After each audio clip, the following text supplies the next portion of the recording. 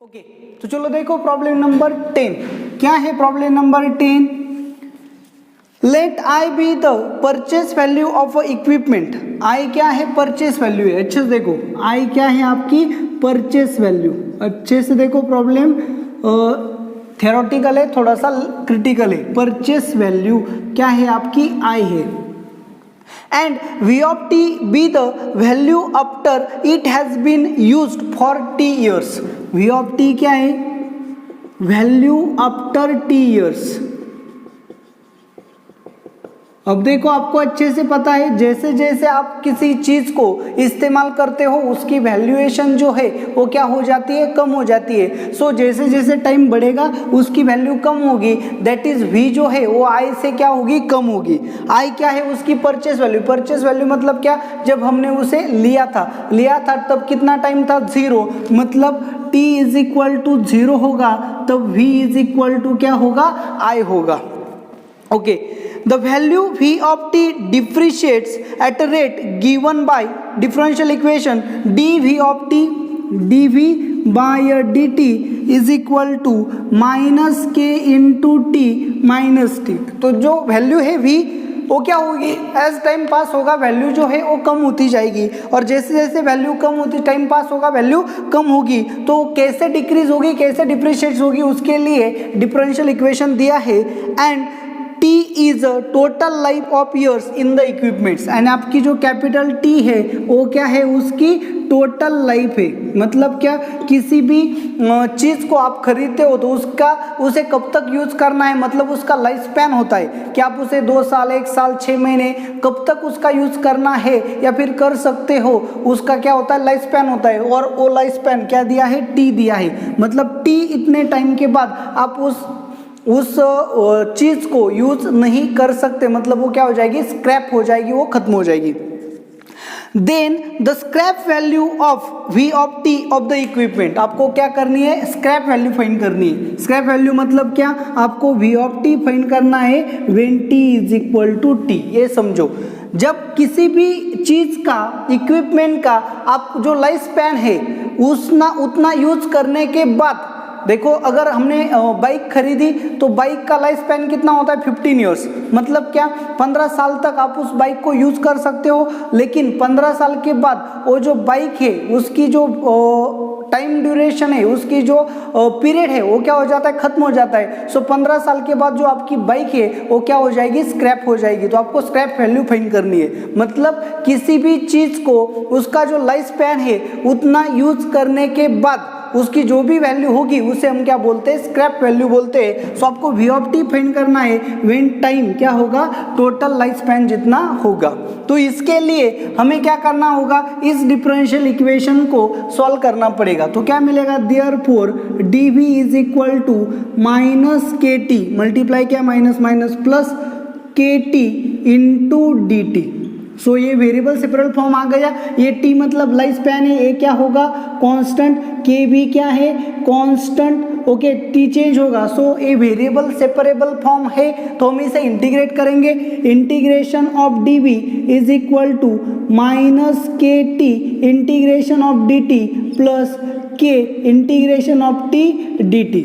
सो integration क्या होगा? v is equal to minus k t into t plus k t square by 2 plus constant of integration c को add करना पड़ेगा। अब देखो उन्होंने क्या बताया है? when t is equal to 0 v is equal to i। मतलब जब हमने परचेस किया था तब किसी भी चीज का यूज या फिर उस इक्विपमेंट का यूज हमने नहीं किया था, तो t इज इक्वल टू 0 होगा। मतलब हमें उसने अभी तक यूज नहीं किया, मतलब हमने उस इक्विपमेंट को अभी नया नया खरीदा है, तब उसकी वैल्यू, उसकी परचेस वैल्यू जितनी होगी यानी कि i होगी। यहाँ पे पुट किया, so i is equal to minus k t into 0 plus k into 0 plus c. So c की वैल्यू क्या आएगी? i। यहाँ रिप्लेस करेंगे, सो क्या मिलेगा? v is equal to minus k t into t plus k t square upon 2 plus c की value क्या आ गई? i। अब हमें क्या करना है? उसकी स्क्रैप वैल्यू फाइंड करनी, मतलब v ऑफ t फाइंड करना है। स्क्रैप वैल्यू कब मिलती है? किसी भी इक्विपमेंट की जो लाइफ स्पैन है उतना यूज करने के बाद वो क्या हो जाता है? स्क्रैप हो जाता है। तो हमें क्या करना है? t is equal to capital T put करने के बाद v क्या करना है, फाइंड करना है। So v is equal to minus k t into t that is t square plus k t square upon 2 plus I. तो इसे सॉल्व करेंगे। So v is equal to -1 plus 1 half, so minus k t square upon 2 plus I. So v is equal to I minus k t square by 2।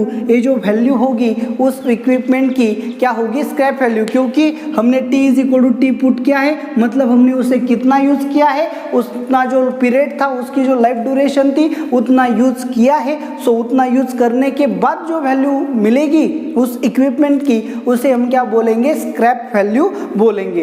तो इस तरह से जो problem था theoretical, ये आपके डे रूटीन के जो कॉन्सेप्ट है एंड डिफरेंशियल इक्वेशन है इनको मिक्स करके बनाया था। तो यहाँ पे आपका नॉलेज जो है वो अच्छा होना चाहिए। जब आपने इक्विपमेंट खरीदा था मतलब t इज इक्वल टू 0 था, क्योंकि आपने उसे अभी तक यूज नहीं किया, तो उसकी वैल्यू यानी कि v क्या होगी, परचेस वैल्यू होगी। सो ये फर्स्ट इक्वेशन आपको समझ में आना चाहिए।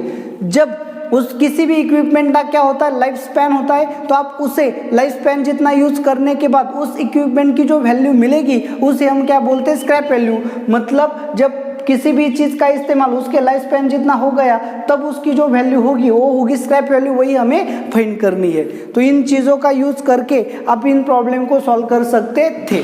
तो प्रॉब्लम एक्चुअली सिंपल था, लेकिन आपके जो डे रूटीन कॉन्सेप्ट्स है वो आपके अच्छे होने चाहिए थे। प्रॉब्लम से कंडीशंस जो है उन्हें अच्छे से पिक करने की ज़रूरत थी। तो आपका प्रॉब्लम नंबर 10 जो है आपने बाद में दिया डाउट्स में, वो भी सॉल्व हो गया। नेक्स्ट देखो प्रॉब्लम नंबर 14। क्या है problem number 14? At present a firm is manufacturing 2000 items. मतलब क्या किया, जो फर्म है वो प्रेजेंटली क्या बनाता है, 2000 आइटम्स जो है उन्हें मैन्युफैक्चर करता है। It is estimated that rate of change of production का जो रेट है with respect to additional number of workers, x क्या है उनके, एक्स आपके है एडिशनल नंबर ऑफ वर्कर्स। मतलब आपने वर्कर को बढ़ाया, आपका जो काम है वो भी, प्रोडक्शन जो है वो भी बढ़ेगा, और वो जो प्रोडक्शन बढ़ेगा उसका रेट क्या दिया है, dp by d x is equal to 100 minus √2x ऐसा दिया है। देखो बड़ा सिंपल है। प्रेजेंटली कितने वर्कर है आपके पास, 2000। अगर आप x वर्कर को बढ़ाओगे मतलब 2000 से अगर आपने 100 बढ़ाए, 100 वर्कर्स बढ़ाए, तो प्रोडक्शन का रेट भी क्या होगा, बढ़ेगा। सो प्रोडक्शन का रेट कैसे बढ़ेगा, with respect to worker increase, oh dp by d x is equal to 100 minus √2x ऐसा दिया है। यहाँ पे x क्या है, एडिशन नंबर ऑफ वर्कर्स, आपने कितने वर्कर्स बढ़ाए हैं। जब वर्कर बढ़ेंगे तो प्रोडक्शन भी बढ़ेगा, तो प्रोडक्शन बढ़ेगा उसका rate with respect to worker उन्होंने दिया है। If firm employs 25 more workers, अब क्या किया उन्होंने, x इज इक्वल टू 25, ये वर्कर क्या किए, ऐड किए, नए वर्कर क्या किए, ऐड किए। Then new level of production of items is, new level production of items, तो आपको क्या करना है, p is equal to find करना है। तो अब x उन्होंने कितने बढ़ाए, 25, इतने बढ़ाए हैं देखो अच्छे से, तब आपको प्रोडक्शन क्या होगा वो फाइंड करना है। तो सबसे पहले आपको इस डिफरेंशियल इक्वेशन को फाइंड करना पड़ेगा। So dp is equal to 100 minus √2x into dx। So ये क्या हो गया, variable separable form, so integration of dp is equal to 100 into dx minus √2 into x dx। तो फिर क्या होगा, p is equal to 100x minus √2 constant ऐसे रहेगा, x का इंटीग्रेशन क्या होगा, x raise to 3/2 upon 3/2, sorry 100 minus 12√x, यहाँ पे गलती हो गई, 100 माइनस 12√x ऐसा दिया है, तो यहाँ पे 12√x होगा, यहाँ पे 12√x होगा। सो 100x माइनस 12√x का इंटीग्रेशन क्या होगा, x raise to 3/2 upon 3/2 plus c। So ये 2 आ जाके मल्टीप्लाई होगा, 3 से डिवाइड करेंगे तो क्या मिलेगा, 4 into 2 8। So p is equal to 100x minus 4 into 2 that is 8x⁵² plus c, ऐसा आपको क्या मिलेगा, प्रोडक्शन मिलेगा, प्रोडक्शन का इक्वेशन आपको मिलेगा। अब उन्होंने क्या दिया है देखो, प्रेजेंटली, प्रेजेंट मतलब इनिशियली कितने प्रोडक्शन थे, 2000 प्रोडक्शन थे, मतलब P इज इक्वल टू क्या लेंगे 2000, ओके। तब एडिशनल वर्कर थे क्या, जब 2000 वर्कर थे इनिशियली तब एडिशनल वर्कर नहीं थे, मतलब x क्या था 0, x की वैल्यू 0 पुट करेंगे, p की वैल्यू 2000 पुट करेंगे, 0 0, so c is equal to क्या मिलेगा, p यानी कि 2000, so c is equal to क्या मिलेगा 2000, therefore p is equal to 100x minus 8x⁵² plus 2000, ऐसा आपको क्या मिलेगा इक्वेशन।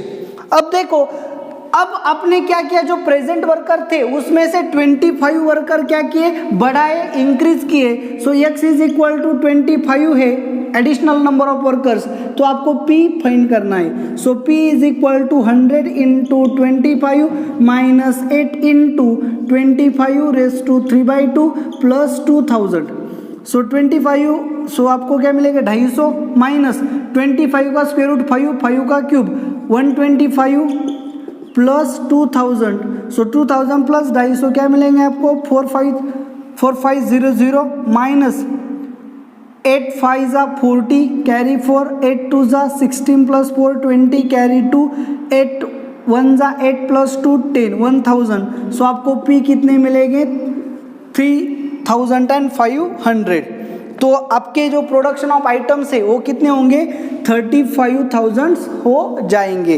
तो चलो देखो, इस तरह से आपका प्रॉब्लम नंबर 14 भी सॉल्व हो गया। प्रॉब्लम क्या था उसे समझो। आप प्रेजेंटली जो कंपनी है वो कितने मैन्युफैक्चर करती थी, 2000 आइटम्स मैन्युफैक्चर करती थी, मतलब P इज इक्वल टू 2000 था। उन्होंने बताया क्या है कि आप वर्कर को बढ़ाओगे तो प्रोडक्शन बढ़ेगा, और किस रेट से बढ़ेगा, तो इस रेट से बढ़ेगा। सो x क्या है, number of worker increases. So dp/dx के लिए इक्वेशन था, उसे हमने सॉल्व किया तो हमें किस तरह का एक्सप्रेशन मिला। इसमें x क्या है, number of worker increases, p क्या है, नंबर ऑफ प्रोडक्शन, ओके ना। तो इनिशियली हमारे पास आइटम्स कितने थे, प्रोडक्शन कितना था 2000, तब हमने कोई भी वर्कर नहीं बढ़ाए थे। So x is equal to 0 put किया, p की वैल्यू 2000 पुट किया, हमें c की वैल्यू मिली या रिप्लेस किया तो हमें एक्सप्रेशन मिला। अब हमने 25 वर्कर को क्या किया है, बढ़ाया है। सो x की वैल्यू 25 पुट करेंगे, p की वैल्यू फाइंड करेंगे तो वो क्या मिलेगी 3500, इतना क्या होगा, प्रोडक्शन होगा। सो चलो देखो इस एक्सरसाइज में अब लास्ट प्रॉब्लम जो है, प्रॉब्लम नंबर 15। चलो देखो क्या है problem number 15। Let the population of rabbits surviving at a time t governed by the differential equation dp/dt is equal to 1/2 p minus 200। तो चलो देखो इस तरह से हमने यहाँ इसे अरेंज किया। So dp/dt minus half of p is equal to minus 200, तो ये आपका क्या हो गया, लीनियर डिफरेंशियल इक्वेशन हो गया। तो क्या करोगे आप इसे सॉल्व करोगे। सो आपको पता है इंटीग्रेटिंग फैक्टर क्या होगा, ये linear differential equation in p है, तो ये आपका क्या हो गया p ऑफ x एंड ये आपका हो गया q of x। So e raise to integration of -1/2 into dt, so e raise to -1/2 into t, ये आपका क्या होगा इंटीग्रेटिंग फैक्टर। सॉल्यूशन क्या बोलेगा, p into integrating factor is equal to q into integrating factor. So p into e raise to -1/2 of t is equal to -200 into e raise to -1/2 of t into dt। So p into e raise to -1/2 of t is equal to -200 into e raise to something का integration क्या होता है, e raise to something upon इसका derivative -12 plus c। So ये minus minus क्या होगा plus, ये 2 आ जाके मल्टीप्लाई होगा। So p e raise to -12 of t is equal to 400 into e raise to -12 of t plus c। तो आपने throughout e raise to half of t से multiply किया। So p is equal to 400 plus c e raise to half of t, ऐसा आपको क्या मिलेगा, population जो है वो मिलेगा। उन्होंने क्या दिया है, सी की वैल्यू फाइंड करने के लिए P of 0 is equal to 100, मतलब T की वैल्यू 0 पुट की तो P की वैल्यू क्या पुट करनी है 100, यहाँ पे पुट किया 100 is equal to 400 plus C e raise to half of T, T की वैल्यू क्या पुट करनी है 0, सो ई रेस टू 0 मतलब क्या होगा 1, सो C की वैल्यू आपको क्या मिलेगी -300, यहाँ पे रिप्लेस किया, so P is equal to 400 minus 300 e raise to half of T, ये आपका क्या बनेगा सोल्यूशन। आंसर देखोगे तो ऑप्शन नंबर फर्स्ट जो है वो आपका आंसर होगा, तो प्रॉब्लम नंबर 15 जो है वो भी सॉल्व हो गया। तो चलो देखो प्रीवियस ईयर जी मेंस में आपके जितने भी प्रॉब्लम्स है आपने बाद में सेंड किए हो या पहले सेंड किए हो, सभी यहाँ पे क्या हो गए कंप्लीट हो गए। तो ये सॉल्विंग आपको कैसे लगी आप मुझे कमेंट करके ज़रूर बताएं। Thank you very much.